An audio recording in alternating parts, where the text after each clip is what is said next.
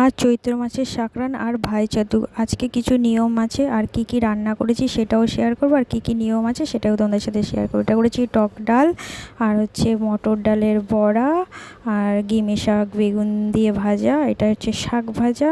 আর এটা করতেই আমাদের হয়, এটা হচ্ছে কুমড়ো শাকের ডাঁটা দিয়ে ডাল। আর অনেক রকম ভাজা করেছিলাম, যেমন বরবটি আলু ভাজা, আর এখানে আছে কুমড়ো ভাজা, উচ্ছে ভাজা, পটল ভাজা, আর হচ্ছে বেগুন ভাজা। আর করেছিলাম মটর ডাল বেটে বড়া করে সেটাকে তরকারি। দেখো, এই তরকারিটা খেতে সত্যি খুব সুন্দর হয়। আর কিছু নিয়ম আছে বলেছিলাম, সেই যা যা রান্না করেছিলাম সেইগুলো সব একটি প্লেটের মধ্যে বেড়ে নিয়েছি দেখো। আর জলও নিয়ে নিয়েছি।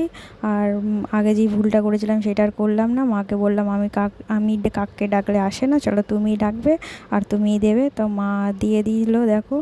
আর কাক এসে সেটাকে খেয়েও নিল। আজকের মানে এইটাই নিয়ম ছিল। আর কিছু নিয়ম ছিল, সেটা হচ্ছে করতে পারিনি কারণ আমাদের অছুচ রয়েছে। তো কার কার বাড়িতে এই নিয়ম আছে অবশ্যই কমেন্ট করে জানাও।